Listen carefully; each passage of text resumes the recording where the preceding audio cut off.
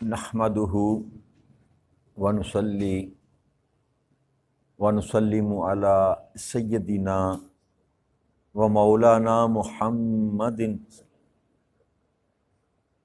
رسولہ النبی الامین المکین الحنین الکریم الرؤوف الرحیم اما بعد فاعوذ باللہ من الشیطان الرجیم بسم اللہ الرحمن الرحیم۔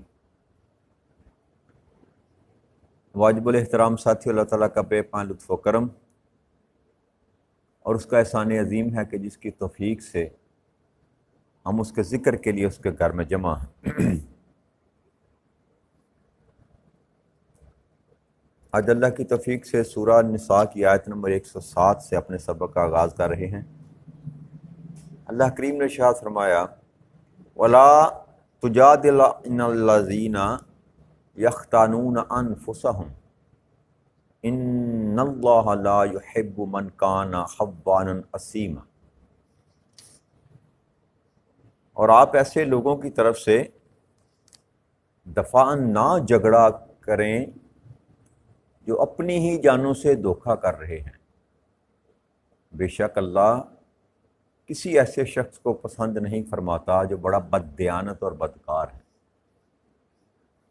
تو یہ آیت مبارکہ بھی جو کل ہم نے جس پر گفتگو کی تھی، وہ واقعہ چوری کا واقعہ اور وہ کسی پر بہتان باندھ دینا اور پھر نبی اکرم صلی اللہ علیہ وسلم کی بارگاہ اقدس میں آ کر صفائیاں پیش کرنا، اسی تسلسل میں یہ آیت کریمہ بھی اللہ کریم نازل فرمائی کہ میرے محبوب آپ ایسے لوگوں کی وجہ سے مت جھگڑا کریں جو اپنی ہی جانوں کو دھوکہ دے رہے ہیں۔ کہ اللہ کریم جو بھی بندہ کام کرتا ہے یہ بات باور کرانا چاہتا ہے کہ جو بندہ دھوکہ کرتا ہے حقیقت میں وہ اپنی ہی جان سے دھوکہ کر رہا ہے۔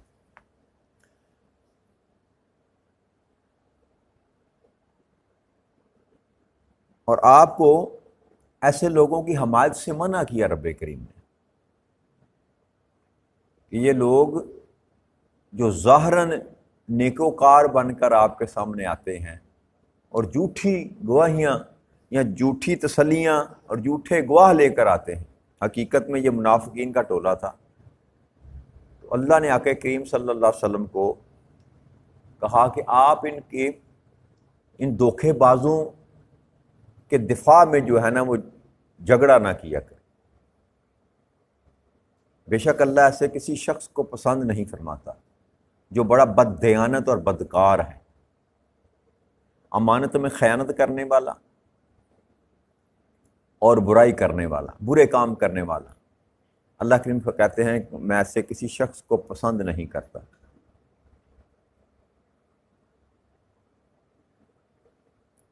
اور پھر فرمایا یستخفون من الناس ولا یستخفون من اللہ وہو معہم اذ یبیتون ما لا یرضی من القول وکان اللہ بما یعملون محیطا۔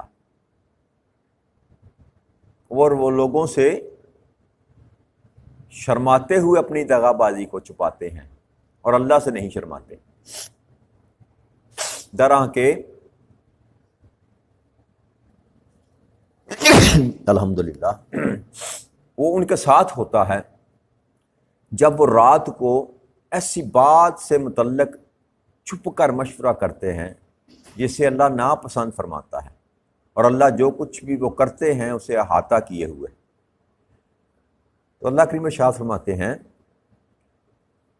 کہ یہ لوگوں کا وہ گروہ جو دغا بازی کرنے میں، جھوٹ بولنے میں، مکر کرنے میں، فریب کرنے میں لوگوں سے شرماتا ہے،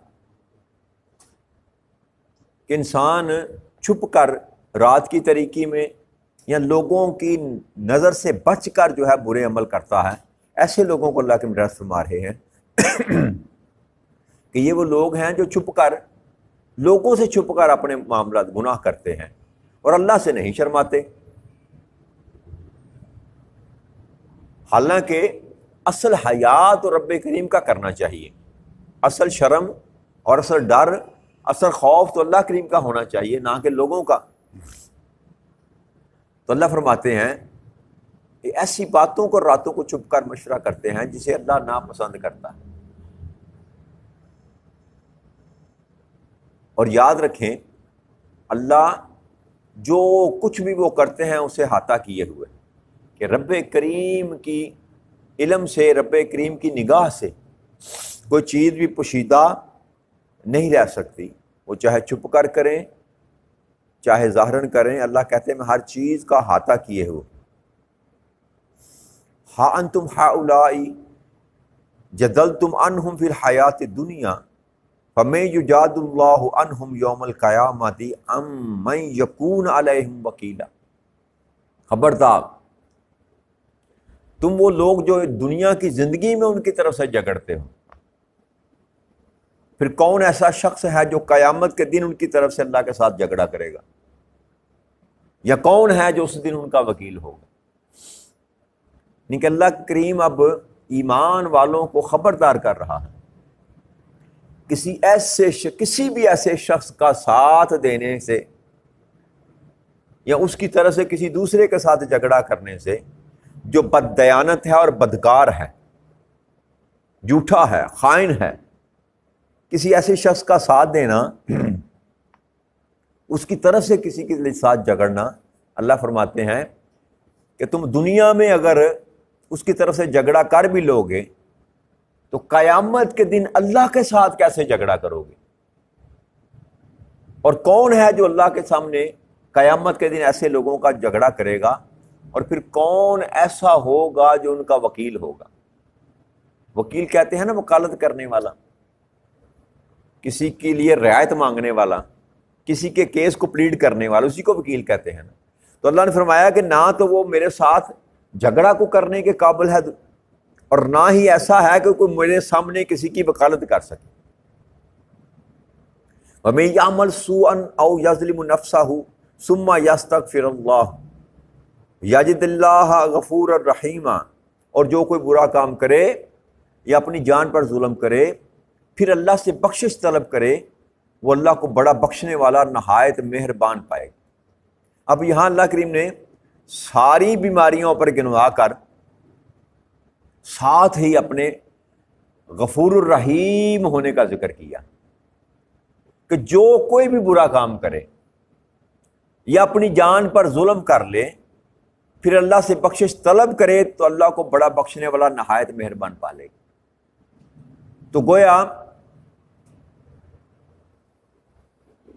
جیسا بھی انسان گناہ کرے، جس قسم کی بھی برائی کرے، اللہ کے لیے فرماتے ہیں اگر مجھ سے توبہ کا طلبگار ہوگا تو میں بڑا بخشنے والا نہایت مہربان وہ مجھ کو پائے گا، یعنی کہ اس کو معاف کر دیا جائے گا۔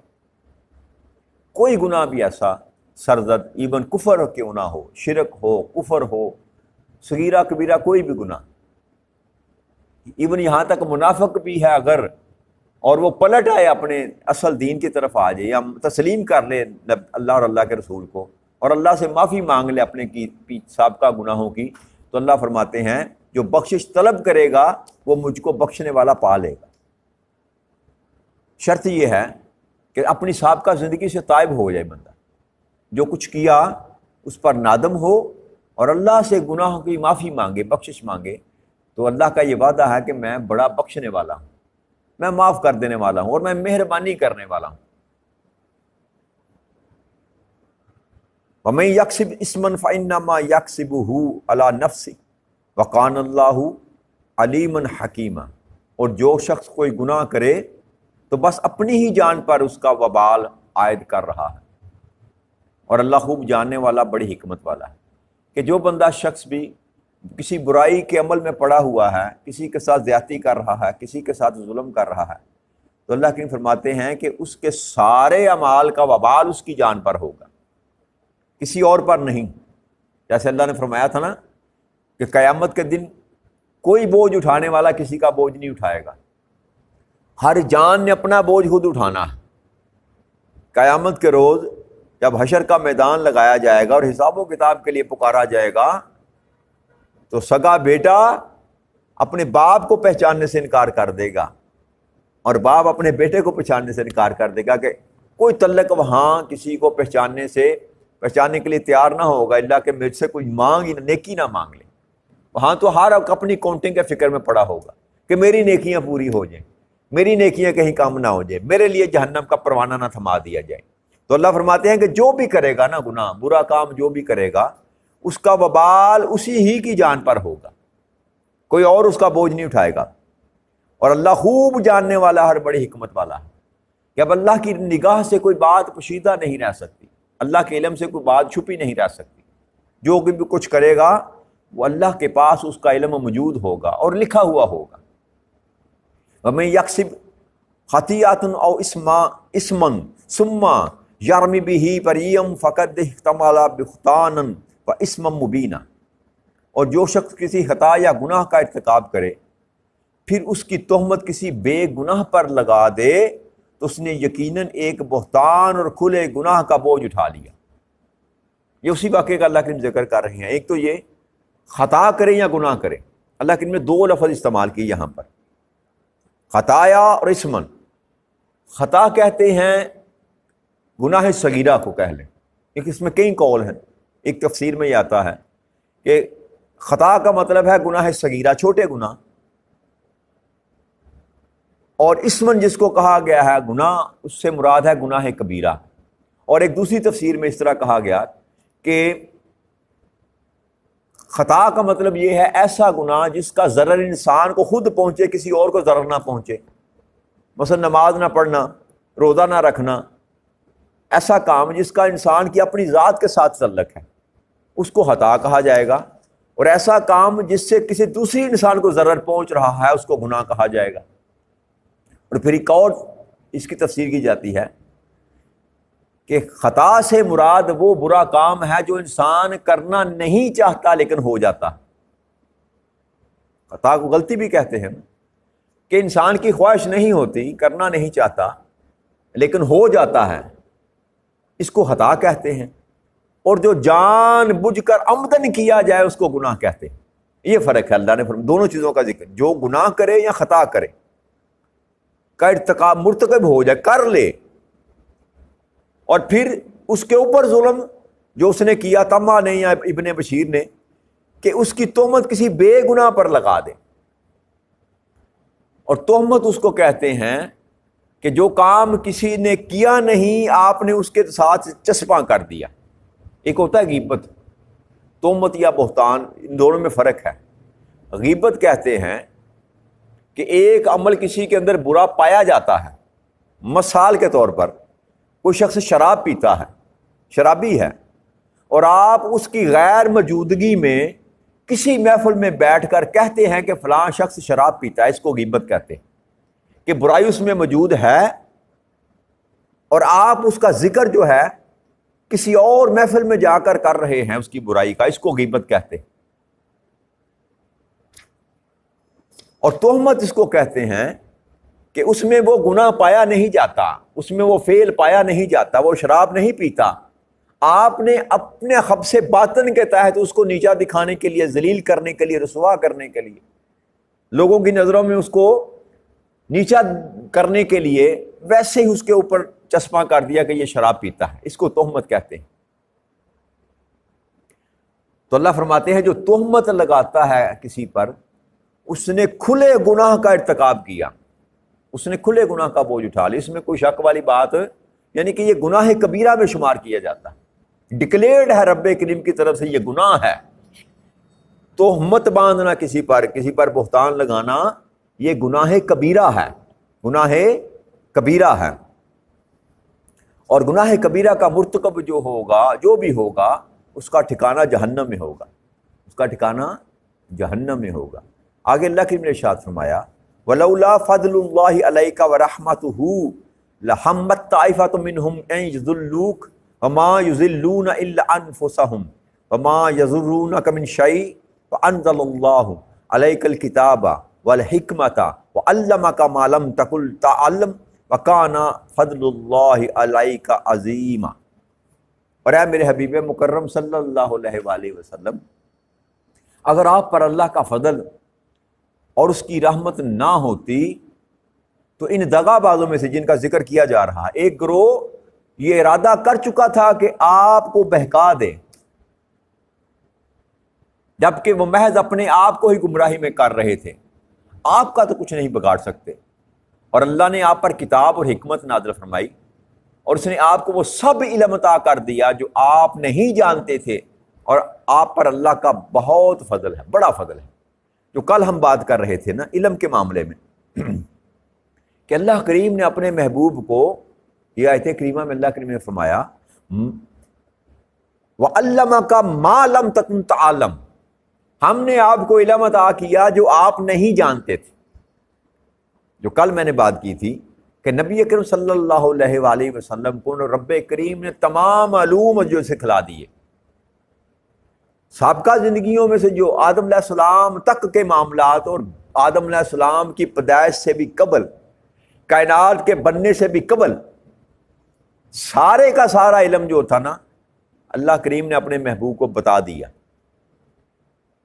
اور پھر آپ کی بعثت سے لے کر کائنات کے ختم ہونے تک، حشر کے میدان کے لگائے جانے تک، حساب و کتاب کا معاملہ، جنت اور جہنم میں دخول کا معاملہ، اور یہاں کے جہنم میں سے نکال کر پھر جنت میں ڈالا جانا، پھر وہاں پر درجات کا بلند کیا جانا، یہ سارے کا سارا علم بھی رب کریم نے اپنے محبوب کو عطا کر رکھا تھا۔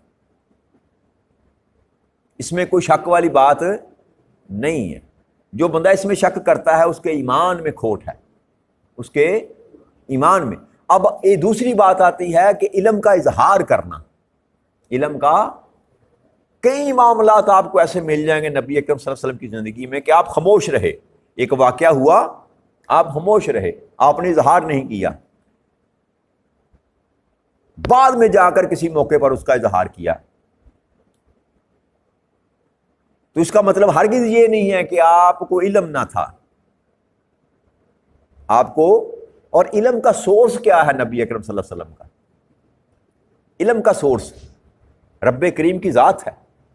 اللہ فرماتا ہے میں آپ کو علم عطا کرتا ہوں، بلکہ یہاں فرمایا علمہ کا، ہم نے سب علم عطا کر دیا آپ کو جو آپ نہیں جانتے۔ اب تو اس میں کوئی شک والی بات ہے؟ اب یا تو رب کریم کا یہ قول جو ہے اس کو آپ کہیں کہ یہ کذب ہے، استغفر اللہ نعوذ باللہ، اور اللہ کی ذات کے ساتھ کذب لگ نہیں سکتا۔ اللہ کی جو بھی بات ہے وہ حق ہے، وہ حق ہے۔ یہاں اللہ نے فرمایا حکمت، حکمت علیحدہ بیان فرمائی، پہلے فرمایا الکتاب، آپ کو کتاب عطا کی، پہلے کتاب نازل فرمائی، پھر حکمت، اور اس کے بعد علم۔ یہ تینوں چیزیں علیحدہ علیحدہ بیان فرمائی، کتاب بھی دی، حکمت بھی دی، اور اس سے بڑھ کر پھر علم بھی دیا۔ تو کیا قرآن کو علم نہیں کہا جا سکتا؟ قرآن میں علم نہیں ہے؟ اگر قرآن کی باتیں ہی فقط علم میں گنا جائے کہ جو قرآن میں ہے اللہ کریم نے یہ اپنے محبوب کو عطا کیا، تو قرآن کا تو ذکر اللہ نے علیحدہ سے کر دیا، قرآن کا ذکر تو اللہ کریم نے علیحدہ سے کر دیا۔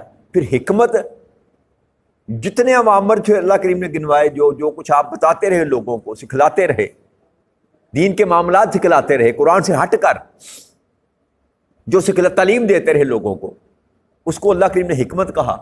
یہ دو چیزیں تو رب کریم نے گنوا دی، قرآن بھی گنوا دیا اور حکمت بھی گنوا دی۔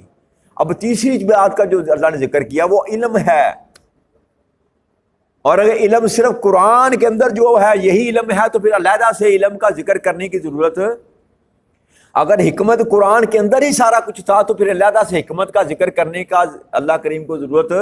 اس کا مطلب یہ ہے کہ اللہ کریم نے جو تین باتیں کی، ہم نے آپ کو کتاب بھی دی، ہم نے آپ کو حکمت بھی دی، ہم نے آپ کو علم بھی دیا، اور علم کیا دیا؟ جو کچھ آپ نہیں جانتے تھے ہم نے آپ کو بتا دیا، اس کا ہم نے آپ کو علم دے دیا، ایک بات۔ اور دوسری آخری بات جو رب کریم نے آیت کریمہ میں کی وہ یہ فرمایا وَقَانَ فَضْلُ اللَّهِ عَلَيْكَ عَظِیمًا، اور ہم نے اللہ کا آپ پر بہت بڑا فضل ہے، اللہ کا آپ پر بہت بڑا فضل ہے۔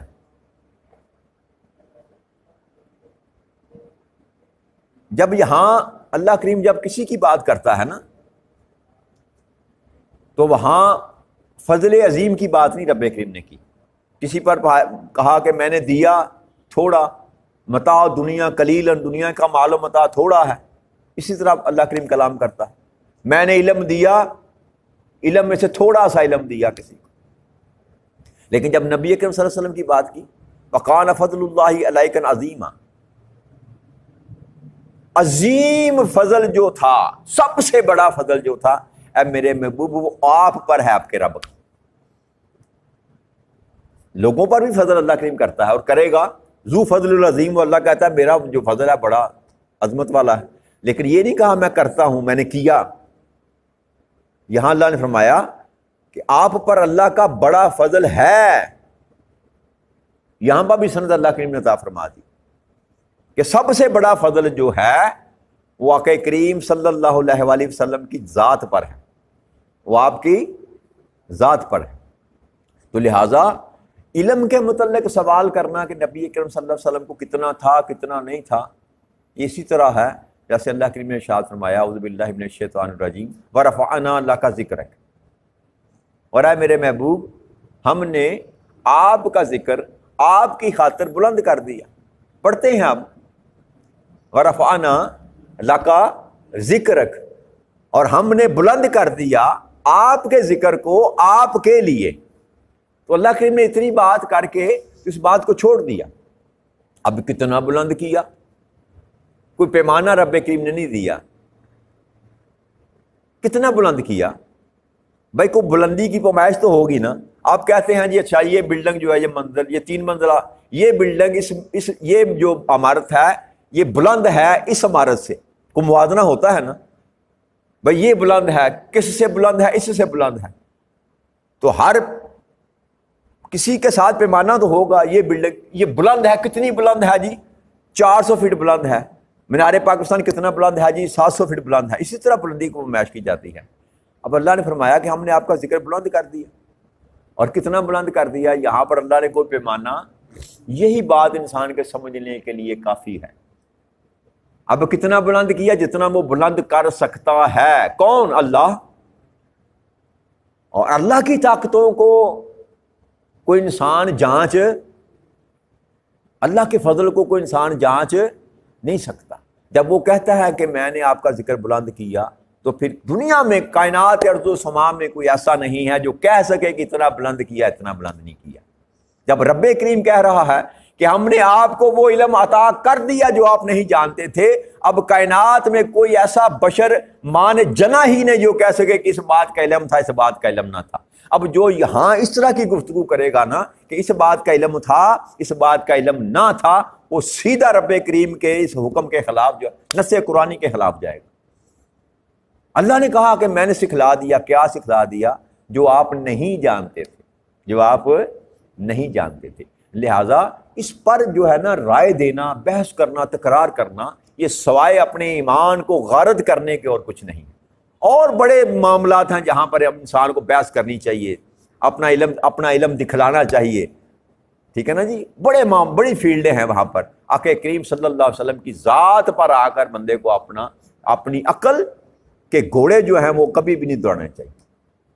یہاں اس مقام پر آ کر نبی اکرم صلی اللہ علیہ وسلم کی ذات پر اگر کسی نے عقل کو استعمال کرنے کی کوشش کی تو سمجھ لیجئے کہ اس نے اپنے ایمان کا بیڑا غرق کر لیا.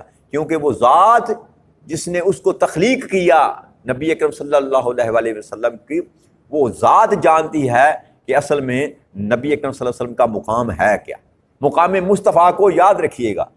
آخری فقرہ بول کر جاتا جاتا ہوں کہ مقام مصطفیٰ کو صلی اللہ علیہ وآلہ وسلم کو یا خود مصطفیٰ کریم جانتے ہیں یا آپ کا خدا جانتا ہے، تیسرا اور کوئی جانتا نہیں ہے. تو جس کے مقام کو آپ جان نہیں سکتے، اس کی فضیلتیں، اس کی کیا کہتے ہیں رفت، اس کے منصب کے کمالات کیسے آپ اس کا احاطہ کر سکتے ہیں؟